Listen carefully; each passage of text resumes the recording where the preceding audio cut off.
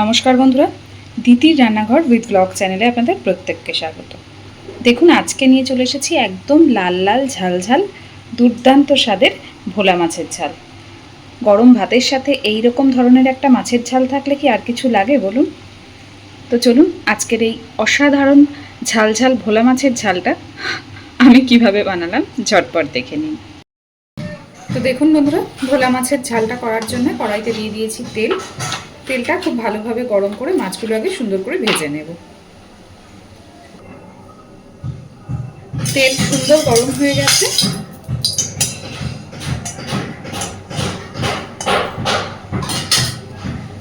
আজকের এই ভোলা মাছটা কিন্তু খুব বড় সাইজ নয়, ছোট ছোট ভোলা, কিন্তু এইভাবে ভোলা মাছের ঝাল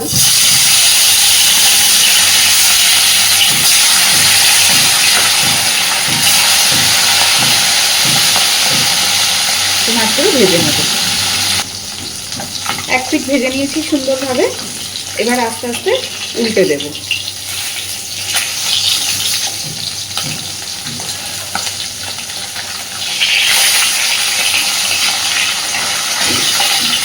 এইভাবে সবকটা মাছ আমি আগে সুন্দর করে ভেজে তুলে নেব। দু পিঠি মাছ সুন্দর ভেজে নিয়েছি, এবার তুলে নেব।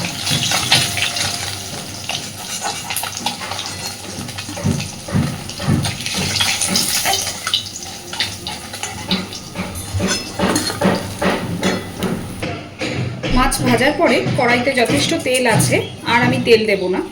দিয়ে দিচ্ছি একটু ফোড়নে, প্রথমে 5 ফোড়ন, আর দিচ্ছি একটা শুকনো লঙ্কা। এইবার দিচ্ছি খানিকটা পেঁয়াজ কুচি আর 2-3টে কাঁচা লঙ্কা আমি মাঝখান থেকে ফাটিয়ে দিয়ে দিয়েছি।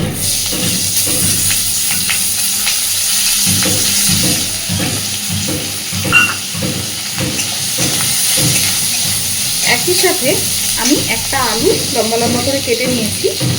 আপনারা চাইলে আলুটা স্কিপ করতে পারেন, বাট আমাদের বাড়িতে মাছের ঝোলে বা মাছের ঝালে আলুটা একটু আমার মেয়ে পছন্দ করে, তাই আমি আলু দিই। তো এবার দিয়ে দিচ্ছি একটু আলু। আলুটাকে দিয়ে পেঁয়াজের সাথে একসাথেই ভাজতে থাকবো, তাতে আলুটাও বেশ সুন্দর ভাজা হয়ে যাবে। আলু আর পেঁয়াজটা একটু নরম হয়ে এসেছে, এই পর্যায়ে দিয়ে দিচ্ছি পরিমাণ মতো লবণ,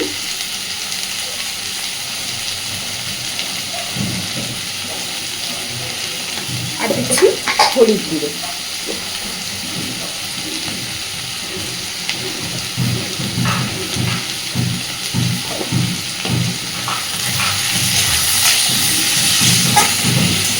লবণ হলুদটা দিয়ে দিলে আলু পেঁয়াজ খুব তাড়াতাড়ি সুন্দর করে ভাজা হয়ে যাবে।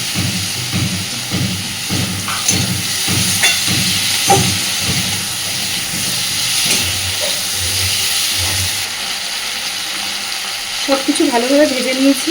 এইবার দিয়ে দিচ্ছি একটু থেতো করা রসুন, খুব বেশি না, 3-4 কোয়া রসুন আমি একসাথে থেতো করে নিয়েছি, সেই রসুনটা দিয়ে দিচ্ছি। আর দিচ্ছি সামান্য একটু জল।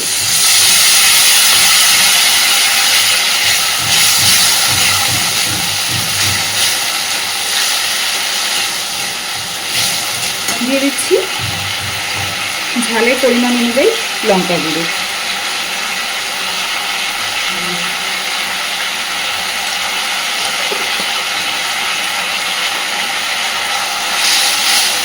একদম মশলা থেকে তেল ছাড়া পর্যন্ত আলু পেঁয়াজ সুন্দর করে কষিয়ে নেব। এবার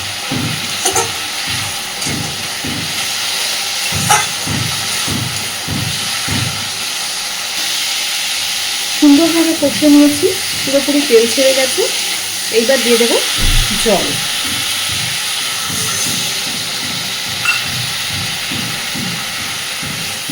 আলু সিদ্ধ হবে এইরকম বুঝে জল দেব।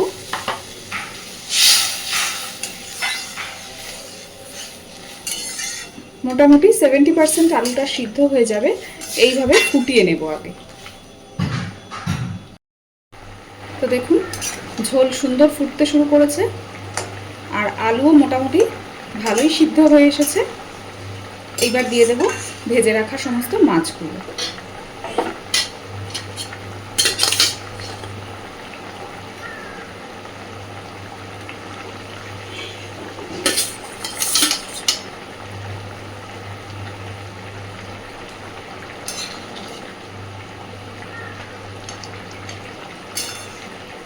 খুব ভালোভাবে সব কিছুকে মিশিয়ে দেব।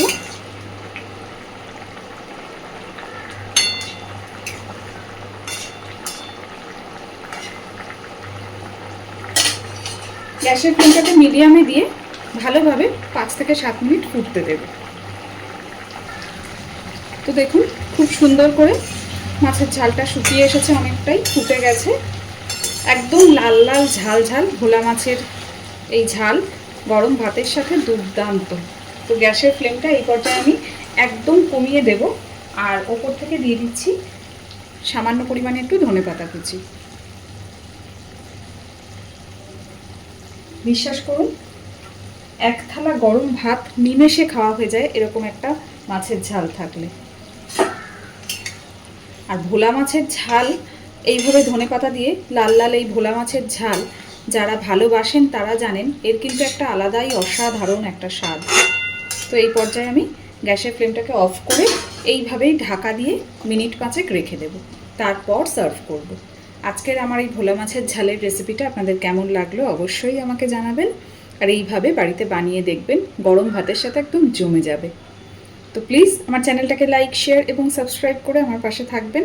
আর এতক্ষণ আমার সাথে থাকার জন্য অসংখ্য ধন্যবাদ।